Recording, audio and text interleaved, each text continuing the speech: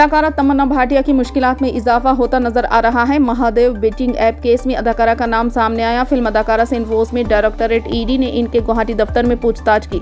इस मामले में तमन्ना भाटिया से मुलजिम के तौर पर नहीं बल्कि इस ऐप की तशहीर के सिलसिले में पूछताछ की जा रही है। अदाकारा हाल ही में फिल्म सत्री 2 की वजह से खबरों में थी, जिसमें इनका गाना आज की रात ट्रेंड कर रहा था। ईडी ने तमन्ना भाटिया को HBZ ऐप घोटाले में पूछताछ के लिए बुलाया था। तमन्ना दोपहर तकरीबन 1:30 बजे गुवाहाटी में ईडी के दफ्तर पहुंची और इनकी मां भी उनके साथ मौजूद थी। मशहूर इस्लामी मुबल्लिग मुफ्ती सलमान अजहरी की जमानत सुप्रीम कोर्ट ने मंजूर कर दी। तकरीबन 9 महीने से मुफ्ती सलमान जेल में मुक़ीद थे। जारिया साल 4 फरवरी को नफरत अंगेज तकरीर के इल्जाम में मुफ्ती सलमान को गुजरात ATS की जानिब से हिरासत में लिया गया था। गुजरात पुलिस के मुताबिक मुंबई में मुकीम इस्लामी मुबल्लिग मुफ्ती सलमान अजहरी ने 31 जनवरी की रात यहाँ बी डिवीजन पुलिस स्टेशन के करीब एक खुले मैदान में मुनक़िदा एक प्रोग्राम से खिताब किया था। इल्जाम है कि मुफ्ती साहब ने नफरत अंगेज तकरीर की है। पुलिस ने इस मामले में FIR दर्ज की थी। इस मामले में ताज़ियात हिंद की मुख्तलिफ दिफात के तहत केस दर्ज किया गया, जिनमें मुख्तलिफ मजहबी ग्रुप्स के दरमियान दुश्मनी को फरोग देना और अवाम में फसाद फैलाने जैसी दिफात भी शामिल है। ज़राए के मुताबिक सुप्रीम कोर्ट ने मुफ्ती सलमान अजहरी को जेल से बाहर जाने की इजाज़त देते हुए उन्हें फौरी रिहा करने का हुक्म दिया। गुजरात हुकूमत की तरफ से पेश किए गए मुतादिल दलाइल के बावजूद अदालत ने उन्हें फौरी राहत देने का फैसला सुनाया। मजलिस इत्तेहादुल मुस्लिमीन के सरबराह असदुद्दीन ओवैसी ने महाराष्ट्र और झारखंड में असम्बली इंतखाबात लड़ने का ऐलान कर दिया। असदुद्दीन ओवैसी ने कहा कि हम महाराष्ट्र में शिंदे और फडणवीस की हुकूमत नहीं बनने देंगे। मजलिस के सरबराह ने कहा कि महाराष्ट्र में हमारे साबिक MP इम्तियाज जलील ने नाना पटोले और शरद पवार को खत लिखा, अब उन्हें सीटों का फैसला करना है। इन्होंने कहा कि महाराष्ट्र में हमारी पहले से ही मजबूत सियासी मौजूदगी है, इसलिए हम इलेक्शन जरूर लड़ेंगे। हमने महाराष्ट्र के लिए 5 उम्मीदवारों का ऐलान किया है। महाराष्ट्र में हमारे पहले ही 2 MLA हैं। हमने इंतखाबात के सिलसिले में मराठा रिजर्वेशन कारकुन जारंग पाटिल से भी बात की, अब उन्हें फैसला करना है। असदुद्दीन ओवैसी ने यह भी कहा कि कांग्रेस को हरियाणा इंतखाबात आसानी से जीतना चाहिए था, लेकिन वो ऐसा नहीं कर सके। कांग्रेस को खुद का जायजा लेना चाहिए। NCP लीडर बाबा सिद्दीकी के कत्ल के बाद सलमान खान को खुसूसी सिक्योरिटी दी गई है। इन्हें Y+ सिक्योरिटी दी गई। इनकी तमाम मुलाकातें और यहां तक कि शूटिंग भी मनसूख कर दी गई। इसके अलावा इनके करीबी लोगों को भी इनसे मुलाकात ना करने का मशवरा दिया गया। बाबा सिद्दीकी के कत्ल की जिम्मेदारी लेते हुए लॉरेंस बिश्नोई गैंग को सलमान खान से दूर रहने का मशवरा दिया गया था।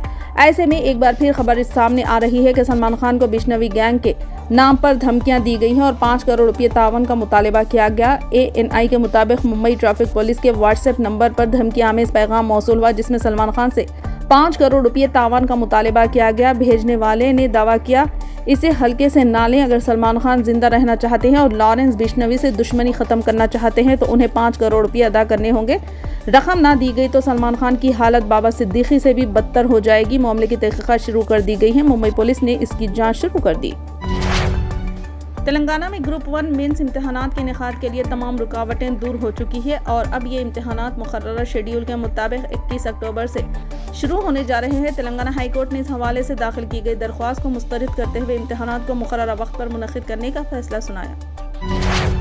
सदर प्रदेश कांग्रेस आंध्र प्रदेश YS शर्मिला ने APSRTC में सफर किया और वजीर आला चंद्रबाबू नायडू की ज़ेरे क़यादत हुकूमत को RTC बसों में खवातीन को मुफ्त सफर की सहूलत की फराहमी के इंतखाबी वादे की याद दहानी कराने के लिए पोस्ट कार्ड मुहिम शुरू की। शर्मिला और कांग्रेस की महिला कायदी ने RTC बस में सवार होने के बाद टिकट खरीदे। दिगर खवातीन के साथ इन्होंने पोस्ट कार्ड पर मितन डिस्प्ले किया जो वजीर आला चंद्रबाबू नायडू के नाम तहरीर था। इन्होंने नायडू से मुतालिबा किया कि वो इंतखाबी वादे को बउजलत मुमकिन पूरा करें।